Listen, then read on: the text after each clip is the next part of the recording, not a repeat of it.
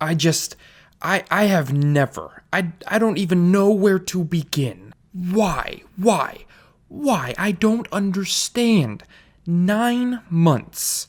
Remember that number, 9 months. It's going to be very important.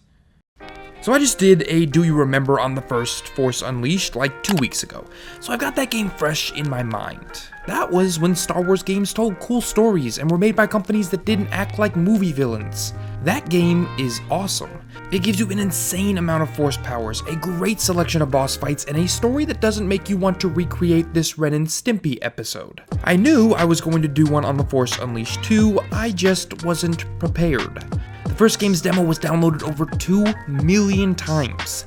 A whole lot of you know what I'm talking about. There are probably hundreds of thousands of people out there who only remember this series because of the demos. Controlling Starkiller, or his real name Galen, for 10 minutes in a room with enemies was probably the best sales pitch a game that generation could have made.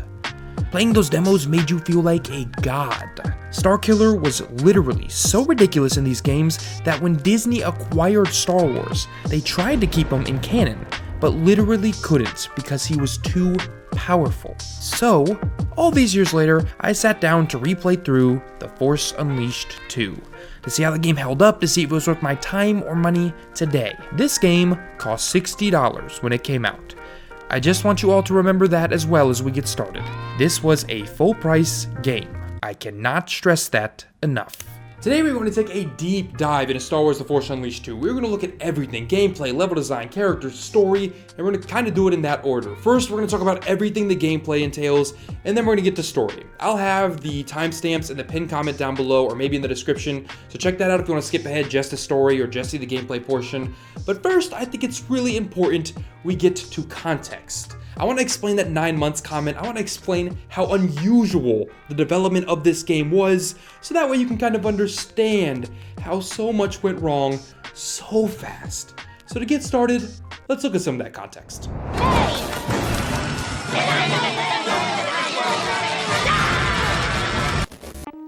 The first Force Unleashed was a big hit for LucasArts. At the time, it was the fastest selling Star Wars game of all time, and the best selling Star Wars game to ever come out of the Star Wars development house, LucasArts. Such a big hit, in fact, that LucasArts decided to expand the game into an entire initiative, the Force Unleashed Project. They would release books, comic tie-ins, a non-fiction piece on how the games were made, the games themselves, and a series of toys. This is no small undertaking. LucasArts knew that, and the dev team was under a lot of pressure to piece a sequel together to prop all of this up. So, they started to build a game around an entirely new protagonist. After all, at the end of the first game, Starkiller is presumed to be dead. But, like every Doofenshmirtz evil plan, this was ill-conceived and would fizzle out in pre-production, so they went back to the well to further develop the dead Starkiller. At this point, LucasArts was given 9 months to develop The Force Unleashed 2. Again, 9 months. The average AAA game development cycle is over 2 years. I'd imagine it took longer to create this monstrosity. This put every single subdivision of the team in a bad spot. Hayden Blackman, the game's lead writer, was given just 3 weeks to write the game's story. 21 days. The goal? To write and create a game that would be more attractive to a mainstream audience than the first game, to have a wider appeal. A game that you didn't need any info about the first game to enjoy, and now I know what you're thinking. Games that try to appeal to everyone always work out super well. I get it, they totally do. How could this go wrong? It wasn't just the writers in a time constraint, the audio team had incredible difficulty managing the tight schedule, often having to create new ways to communicate reasonably with the rest of the studio so they wouldn't fall behind or be left out of the loop and have their work rendered useless. This is all on top of the fact that the game was set to run on Ronin 2.0, an updated version of the engine that was used for the original game. Being that the first game's physics engine was so integrally intertwined with the enjoyment of the first game, having to squeeze this game into new tech in such a short period of time created a litany of technical issues as well. Whereas the first game was developed from concept to release over the course of 4 years, Force Unleashed 2 was developed in a way that was entirely antithetical to the development mantra of the first. That mantra? Let's make a licensed game that sheds all of the preconceived notions of what a licensed game is. That's part of what made the original so unique. 2 was developed in less time than the Toy Story 3 tie-in game. So let's dive into exactly what that means for the actual quality of the final product.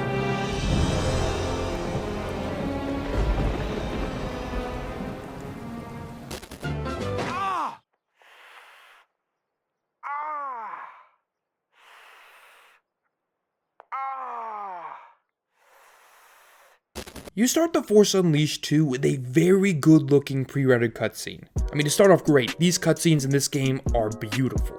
You're on Kamino, and just like the first game, the first thing you see is Vader. You're in a cell like a slave, isolated for 13 days, and you're still the supposedly dead Starkiller.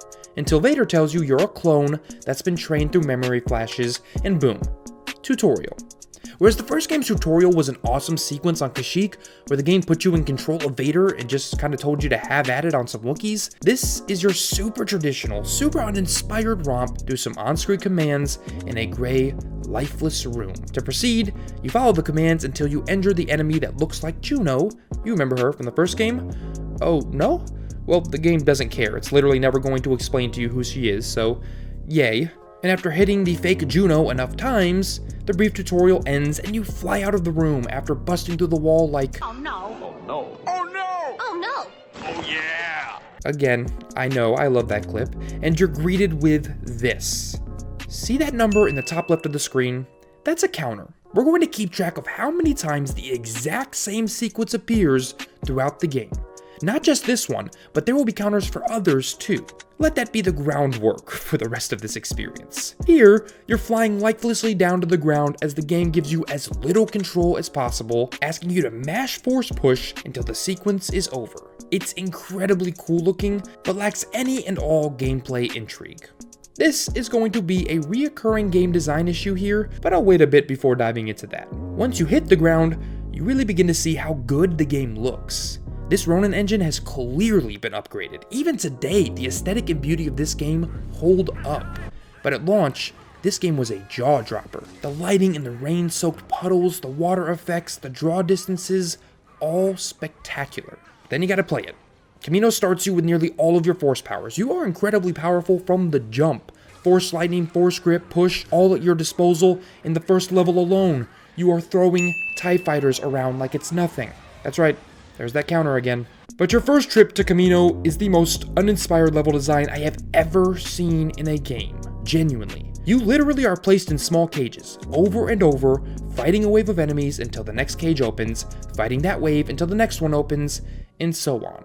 If you're not doing that, you're running in a straight line across areas that repeat themselves multiple times. You run across this bridge area 5 times, with different enemies and obstacles on it only a couple of those times. Sometimes the bridge ends with a door, sometimes a roundabout. LucasArts didn't even have the time to create a genuinely diverse stage here. They repeat the same structures, the literal same assets for the 30 or so minutes you're on Kamino throughout this first level. These were the worlds you were greeted with in the first game. Gorgeous, detailed, diverse, immersive. These are going to be nowhere to be found throughout your playtime here, so don't get your hopes up. Whereas the first game is a planet-hopping space epic, 2 is 3 long stages really drawn out. The good news is, this incredible slog of an opening mission is broken up nicely by what appears, at least this early on, to be a big step up in gameplay. The lightsaber combat has been improved dramatically. Saber combos now hit with more satisfactory feedback, Galen now moves much more like a Jedi, and the saber combat is much smoother and enjoyable to control.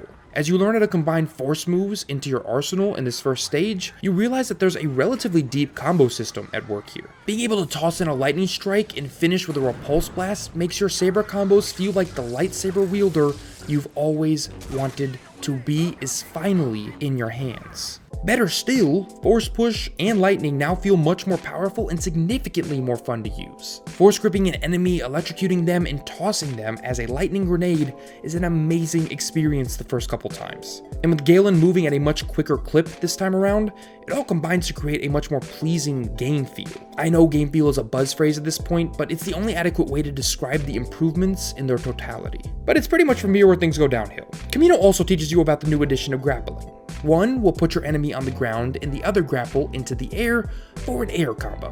which is really cool the first, I don't know, 2 times, until you realize that the grapple brings you into an animation that makes you invincible during its duration. And there's only 2 grapples, which can be used to essentially cheat your way through any pack of enemies. They are cool combo enders, but the way they bring fights to a halt and remove control from you for so long make them borderline annoying to use, but so powerful sometimes you can't ignore them. So we make our way through Kamino, surviving by the skin of our teeth, lifeless fight after lifeless fight. And at some point you're going to pause the game. And it's here where I want to point out just how much has really been downgraded from the first to second game outside of the literal combat. No, Ubisoft, we're not talking about you right now. It's all in the details. Look at the menus, for example. In Force Unleashed 1, they were dynamic, interesting, easy to navigate. Here they are in 2. What happened? Better yet, the RPG systems were nerfed almost entirely in the name of wider appeal. In 2, here's your upgrade system. This is literally it. These are your options. In 1, there were dozens, full skill trees, it was great. What about lightsabers? Look at all of these. So many options were at hand in 1. You had unstable options, ghost options, and in 2, this is what you get. Terrible. Boring, but hey, look at me, using the Force in my Boba Fett costume in 2. That's pretty cool, right? Anyway, back on Kamino, things are fine, until you come across this moment. As gunfire rains through the windows, you're tasked with running forward by holding up, temple run style. Ah, there's that counter again. Except, once again, the game essentially is doing nothing but putting you in a ridiculously poorly designed movie scene, simply for the sake of appearing cinematic. You hold your analog stick up, and that's literally it. There's nothing to avoid, no obstacles you need to worry about, you just run. But I mean, at least it looks cool. And it's shortly after this that we arrive to the end of our first journey on Kamino. We see flashes of a Jedi in Galen's mind, it's General Coda. So we steal a TIE fighter, and there's where we're headed. Wherever Coda is. So now that the game has introduced us to its mechanics, it's given us a bit of challenge, now we're ready to ramp it up, give us some really new stuff, kick into high gear, get this thing started, right? Absolutely, positively not. We land on Cato Nemoidia, and it's there where we meet the Baron, who's attempting to execute Coda in the arena. The Baron expects to see Vader hopping out of the TIE fighter, but is surprised to see Galen. He asks Galen what the secret password is. What are the Imperial security codes for this sector? Literally. I'm not kidding. What is the password? And upon realizing Galen isn't part of his treehouse club, sends the entire city to attack him. Cato immediately exposes one of the Force Unleashed 2's biggest, most gratingly annoying issues. The first game did an excellent job of kind of letting you figure things out for yourself. It gave you the basic tutorials, but most of the time, it just let you have at it. You could attack every situation in a multitude of ways, the combos were yours to organically discover should you not want to dive into the menu. It didn't tell you how best to take down this guy or this guy, you had to figure it out. But in 2, every single time you come across a new enemy in this game, you're stopped, explained exactly how to defeat them, given a tutorial setup, and then forced to engage that enemy exactly as it was explained to you. Every single time, with every single new enemy. These tutorials run all the way to the very middle of the game. The team said they wanted to make this game more accessible, and in their pursuit, they dumbed down every bit of player discovery imaginable, and every bit of player agency as a result. Instead of trying to figure out how to deal with him, the game's pacing is halted entirely so it can be explained to me. So there's no reward when I defeat him, all I've done is follow a simple series of commands. I don't feel a sense of accomplishment, there's nothing difficult here. I didn't have to figure anything out. And this happens throughout the entire game. Every boss fight, mini-boss, new enemy type, this is the definition of hand-holding. To add insult to injury, unlike the original game, there are multiple enemy types that can only be dealt with in one very specific way. Jetpack troopers with force lightning, acolytes with saber strikes, and so on. It was clearly an attempt to force some sort of challenge diversity here, but it comes off as pandering. Kind of like the force ball that will guide you along if you hold up on the D-pad, as if these incredibly linear levels that allow for no exploration at all require such a mechanic. But Kato is once again a beautiful stage. Its bright, cloudy aesthetic shines in juxtaposition to Kamino's rainy misery, and this, once again, is the highlight of the level. The first half is a slog through repeating linear pathways and structures. Noticing a trend? But you are introduced to some fairly interesting new enemies. Walkers are here and can be taken down by tossing their rockets back at them with force grip. Shielded enemies require you to remove their shield before wailing on them, and these are fun the first 25 times you engage with them in this level. The problem we run into on Kato is one that will repeat for the rest of the game. Yes, The Force Unleashed 1 had QTEs, but they were awesome. They didn't happen too often, they didn't define the gameplay, and they were multiple variations of them for specific enemy types. The Force Unleashed 2 wants so badly to show you something cool that it forgets that you're supposed to be a part of it. This is no exaggeration. There are QTEs every single minute of this game in certain places. Sometimes you will engage in multiple QTEs with multiple enemies in the span of 45 seconds. On Kato, you will do the same QuickTime events to take down the same enemies in the exact same way with the exact same animation so many times you begin to feel like you're playing a less enjoyable Heavy Rain. Think I'm being hyperbolic? Just wait until we get back to Kamino. Oh my god.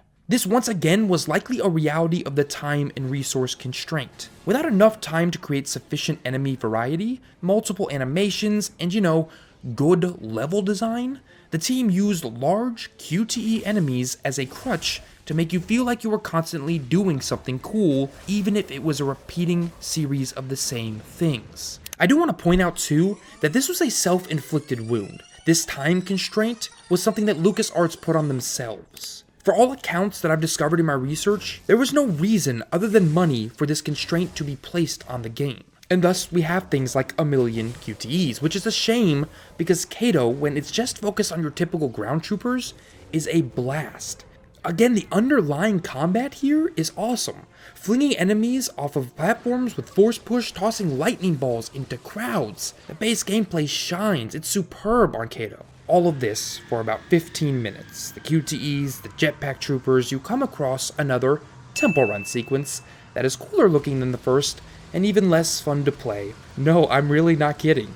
And after those, you get to this. These are the set pieces that should make The Force Unleashed 2 a cut above other games. You're a Jedi in the Star Wars universe. How badly could you mess up a set piece? The tram sequence has your answer. It is real bad. You hop on top of this tram attempting to make your way to the Colosseum as TIE fighters try to bring you down.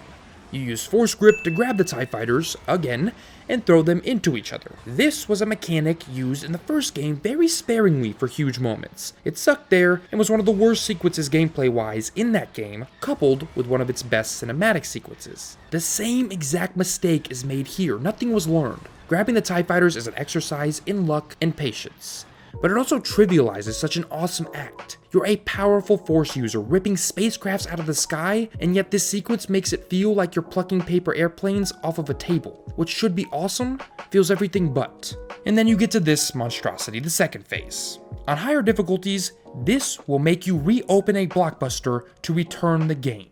This guy shoots blasters at the tram that you cannot prevent from hitting it. The only thing you can do is, to protect the tram, which you need to protect to finish the level, is utilize the parry system, pressing block right before a rocket hits you, to parry it back at him, and hope that you parry enough rockets before the tram blows. The problem is, the rockets are fired one at a time, and then in volleys. Even with the finicky parry system, parrying the one isn't so bad, but it is near impossible to parry all of the others, which means you and the tram are taking damage almost no matter what. Miss one or two rockets, and it's over.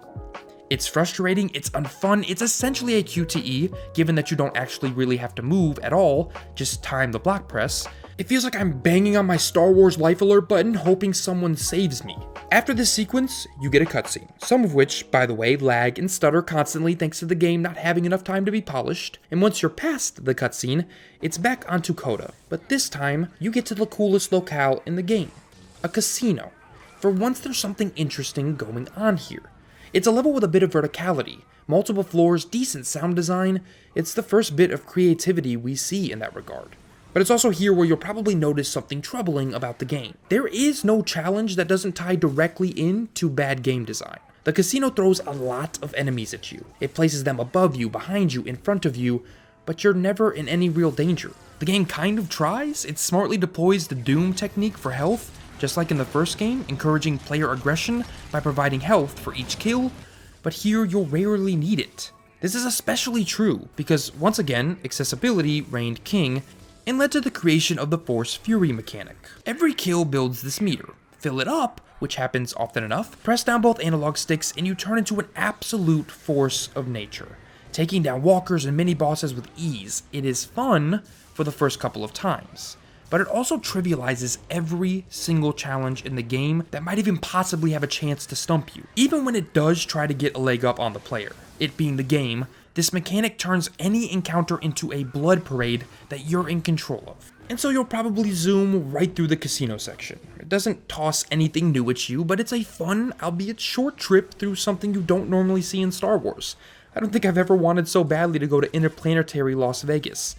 Elon Musk, make it happen. And yes, throughout this process, you have repeated these at least 20 times on this one planet alone. That's an actual estimation, not hyperbole. Shortly after leaving the casino, you get your pseudo boss fight.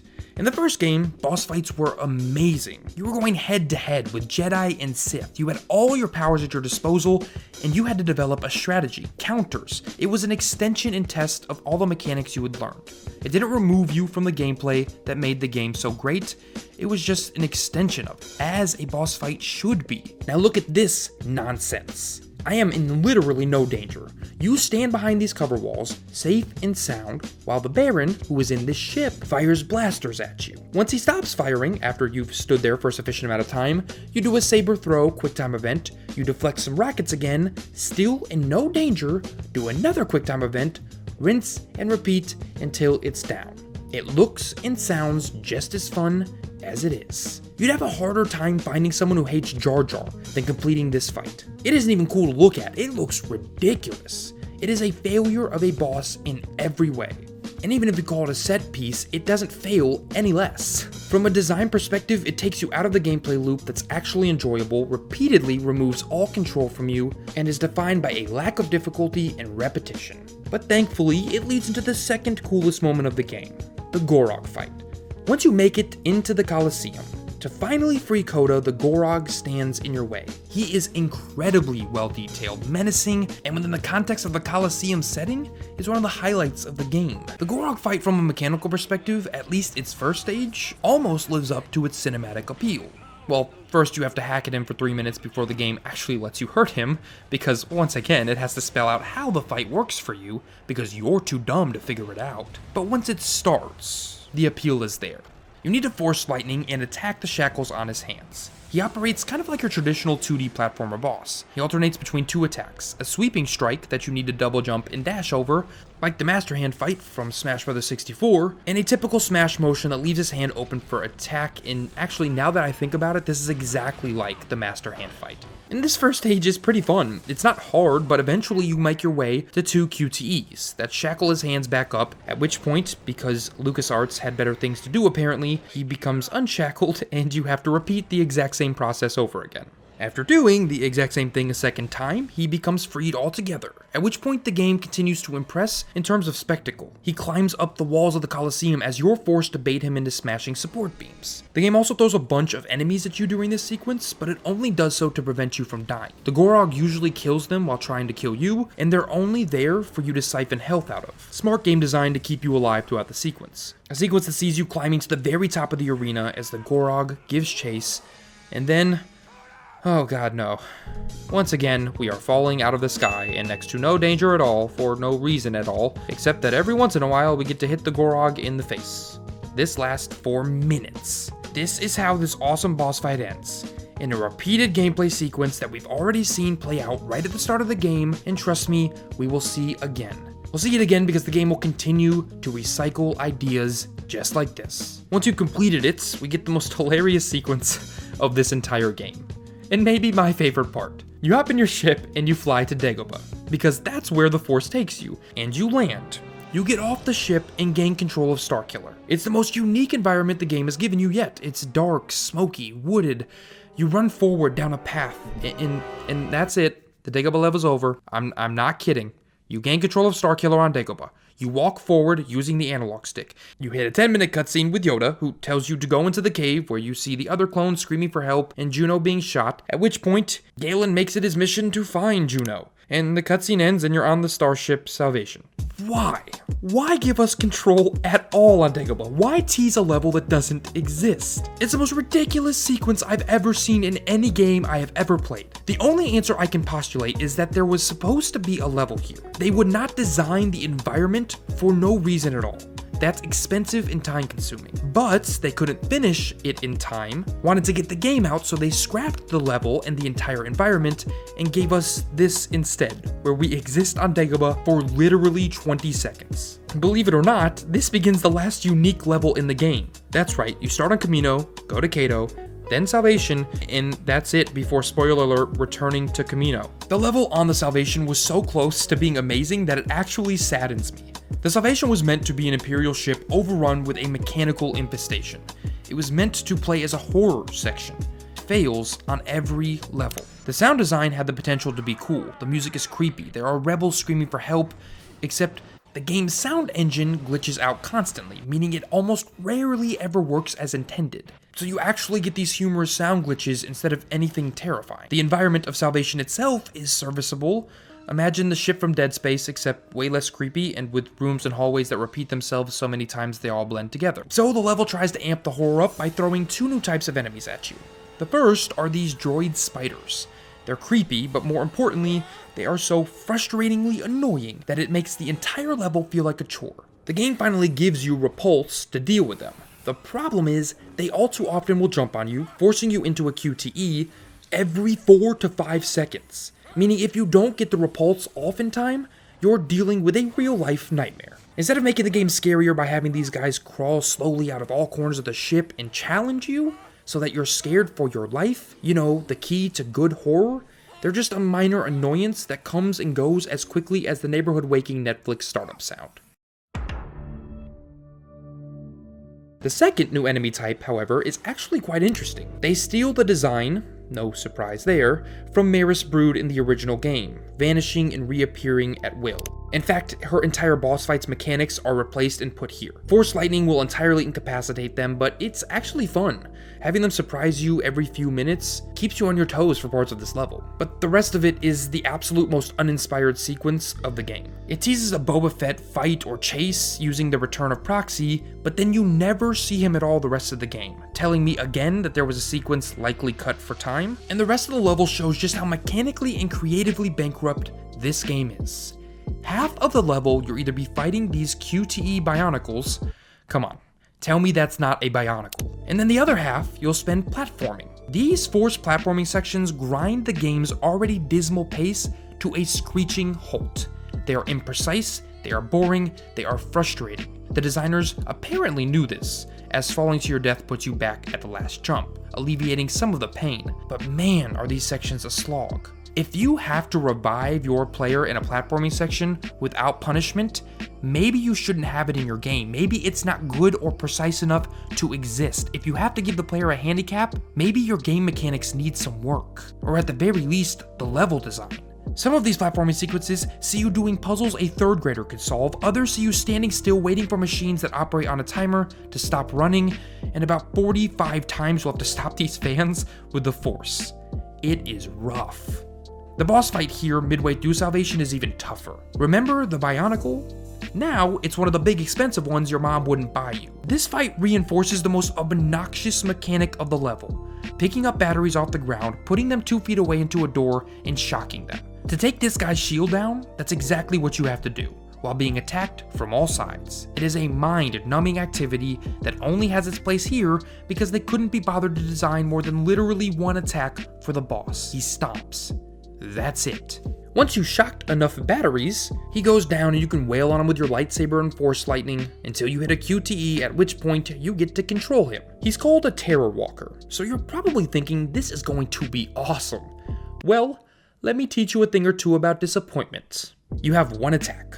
You move at a snail's pace. It's actually less fun than picking up the batteries, and your only goal is to turn around and shock yourself with a shield generator. Disappointment completes and a huge vat of missed potential spilled like Kevin's chili. But the game has to pad its playtime, so from there you don't get to leave the ship. Nope, you go back through almost the exact same platforming sequence again. This time for twice as long, going down the same hallway, seeing the same stuff. This is the most repetitive, clear, almost unethical attempt to pad game length in the pursuit of justifying a $60 purchase I have ever seen. So the game decides to get creative by throwing a new enemy at you. Wait, nope. In an attempt to show you something new, they show you the same shielded enemy with the same animations, but now his gun sprays fire instead of ice and lobs fire grenades instead of ice grenades. This is the Homer Simpson's level of laziness we're getting here. But the most cinematic moment of the entire game is what caps off this level. You need to bring the Salvation down onto Kamino. To do this, you do some QTEs while you move rocks around. Yep, sounds about right for this game. Don't get me wrong, it looks incredible, but this is the game's overarching problem. It wants so badly to be a movie, it wants so badly to tell instead of show, that it is constantly taking control from you to do so. The quick time events, the boss fights, you're never in control of Galen for more than 3 to 4 minutes at a time. This was the beginning of the HD era, where every game maker wanted to create things that rivaled films with their new tech. This trend swallowed Force Unleashed 2 whole. Yes, this sequence is cool, but it sucks to play, but the good news is, once you've moved enough rocks, you jump out of the ship, and oh my good lord. This time, as you limply soar next to the ship, you don't even need to move. This sequence is so devoid of gameplay intrigue or challenge that you can safely make it to the ground without touching your controller. Awesome. And now, it's back on Kamino for the trip to the final showdown with Vader. Things get exciting. You finish 2 walkers in cutscene. Something climactic is about to happen. You can feel it. The door slowly opens, and another exact same walker comes out of the door and cutscene. And then it happens again. Really clever stuff. This is the start of a nightmarish wave sequence when landing on the planet that requires you to take out big guns, but it's near impossible to get the game to allow you to lock onto them for the QTE, and thus you're standing there struggling to find a sweet spot as enemies bear down all around you, shooting you with all manner of blasters, looking for an invisible X that will allow you to finish this portion of the level. Once you're in the cloning facility, it's literally identical room after identical room attached by identical hallways. And you're once again tasked with throwing TIE fighters at this time dropships, something you've already done multiple times now, but don't worry, they fly directly at you for your convenience. And then the QuickTime events take over. On Kamino, this one last level, I engaged in over 40 QTEs. It was never ending. I would finish one and another one would start, and this cycle would repeat itself almost endlessly, and just wait until we get to the final boss. At this point, the team had clearly run out of money, ideas, time, or all three, and they really begin to just recycle everything. These QuickTime events are no exception. The spiders are also back, so the cool horror element of the Salvation is now out of place and extended for the sake of lack of enemy design. So are the phantoms and every other enemy you can think of. But eventually, you get to the pièce de résistance. 2 back-to-back platforming sequences in the cloning facility that are so easy, monotonous, and broken that it's a wonder they didn't scrap this too. There's actually a portion of this platforming sequence where a platform refuses to spawn, making the level incompletable. I had to reset the game to the home screen 3 times and then turn the system off entirely and start the game before it appeared. This was also an issue at launch. But if you can make it through, you're greeted with the final encounter. Before we get to the hilarity that is story, we cannot skip this moment of the game. It's a fight with Vader. Now this fight comes in 2 phases. Phase 1, I'd rather watch every episode of Planet Sheen in order without sleep than do this. And Phase 2, titled Why Wasn't the Whole Game This Cool? Phase 1 is you using your mind control on your own clones to distract Vader while you hit him until you engage in what was for me 16 of the exact same QTEs repeated while also engaging in more platforming. You're not even in danger. The clones can be killed almost at will, and Vader rarely even attacks you outside of the QTEs. It is long, it is arduous, but you do get to throw clone pods back at him, so maybe that's cool. And Phase 2, however, is awesome. After a cutscene, you end up on the exterior of the cloning facility in the rain with Force Fury activated. and you're free to simply go off on Vader. You'll be interrupted with a few quick-time events, but sending Vader flying into an electric pylon finally makes one of these worthwhile. Compare this to the Vader fight in 1, which is tough, cinematic, and intense, and this fight loses its luster, but in isolation, it's pretty great. Eventually, after once again not being challenged at all, you summon enough electricity and zap the trash can right off Vader's head to finish the fight. It proffers the same realities as the rest of the game. It's intense, surreal, and incredible to watch, but an absolute chore to play. Look, LucasArts clearly didn't want to take the time to make anything of value. It shows from title sequence to end credits. The game gives you 3 boring, repetitive, extremely linear environments, the same 5 enemy types compared to the dozens in the original, and a cacophonous amount of QTEs wrapped into a $60 package that is easily finished in 5 hours. 5 hours. You'd have to try hard to stretch this into anything more than that for your playtime. LucasArts had a huge hit with the first game, but they wanted more. They wanted baby's first Star Wars game. They wanted everyone, gamers, non-gamers, moms, grandpas, to be able to play and enjoy the game, but they went too far. Build a good game, and they will come. A mantra all but lost on The Force Unleashed 2. But what about story? Well, let me tell you, this is going to be a ride. It's called the Ugly Barnacle. Once there was an ugly barnacle. He was so ugly that everyone died. The end. That didn't help at all. The story of Force Unleashed 2 was a thing that as a kid I was most excited about. The extended universe was so crazy back then. There was so much going on that every new story seemed like it could be absolutely anything. And after Force Unleashed 1 was so great, maybe not necessarily from a story perspective, but in general, I couldn't wait to see what the team could do with what the writers called more freedom to create a new and enveloping story. George Lucas wasn't as involved. The writing team was given a lot of liberty. And then they came up with this. This story, or lack thereof, is the most disappointing, mind-blowing part of The Force Unleashed. The writers said they wanted to tell a story that was, again, accessible, easy to understand, it didn't require knowledge of the first game. So, they wrote a story that's basically non-existent, makes absolutely no sense, and requires a full and acute understanding of literally everything that happened in the first game.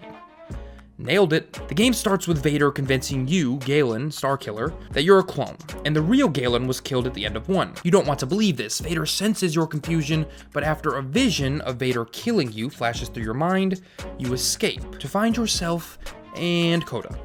From there, you play literally the entirety of Kamino 1 and Coda with absolutely no story development at all. That's nearly half the game. You meet the Baron, but he's only there to hold Coda hostage and kill you. You know nothing about him, nor do you learn anything about him. You save Coda, but you have literally no idea why you're saving him. All Galen knows is that he had a vision, and if you didn't play 1, you don't even know who Coda is, so you really have no idea why you're going to find him. Once you do get to Coda, he asks you to help with the rebellion. You tell him you're a clone and you can't help. Coda doesn't believe it. He thinks Vader is tricking Galen and that he's the real Starkiller. Coda whines about you being so focused on Juno and not helping the rebellion for the entire game, until at one point he says, "Nah, it's okay, we're good, we handled it on our own at the cloning facility." The whole game for that. But getting back on track, after saving Coda, he whines about you helping him for a cutscene. You refuse for reasons that Galen, once again, doesn't understand, and verbalizes, saying he doesn't know why he can't help, and then you're off to Dagobah for that scene I told you about earlier with Yoda. This scene attempts to motivate the player by showing Juno being shot. It's supposed to give Galen the motivation to go find her, and in turn, be your driving force as the player, intrigued to push you along. The problem is, Galen once again has no idea why he's searching for her.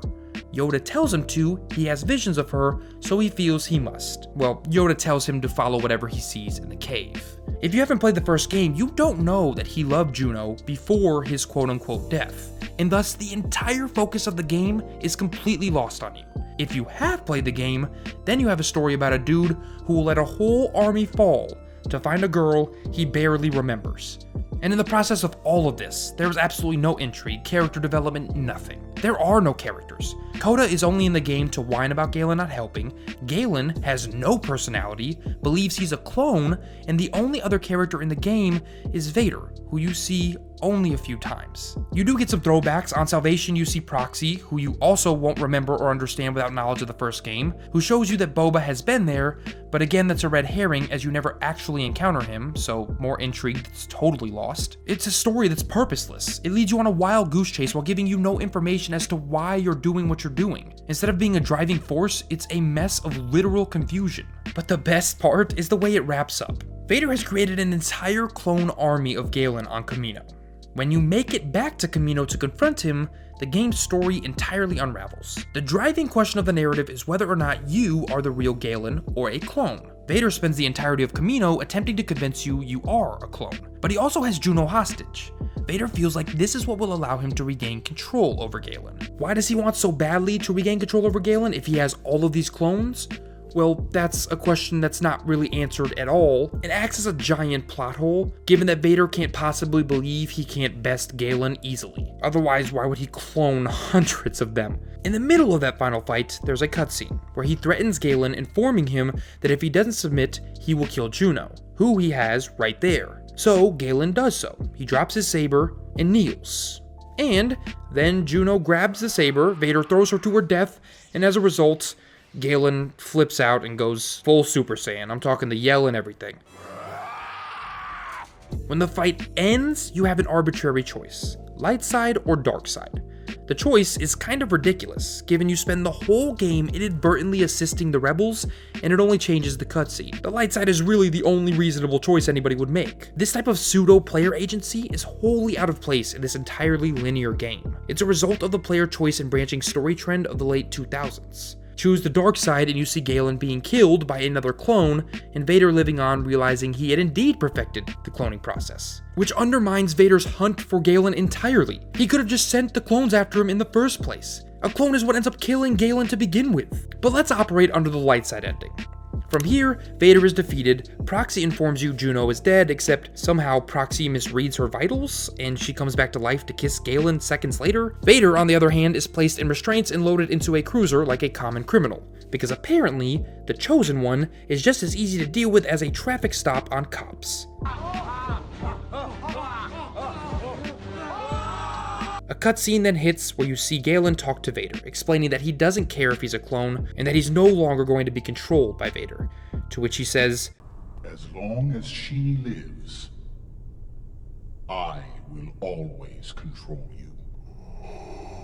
This is a pretty cool line, and the truth, given the circumstance, but this ending isn't earned. We don't care about Galen and Juno, because their relationship was never developed. They weren't even developed as characters. Galen is an intentionally blank slate, which may have been a plot device to make up for or excuse the lackluster story, so the ending hits with a huge whimper. This is, according to the writers, a story of a man discovering himself, but the game ends with its biggest question unanswered. We still don't know whether or not Galen's a clone. It is forgettable, nonsensical, and worse yet, pointless.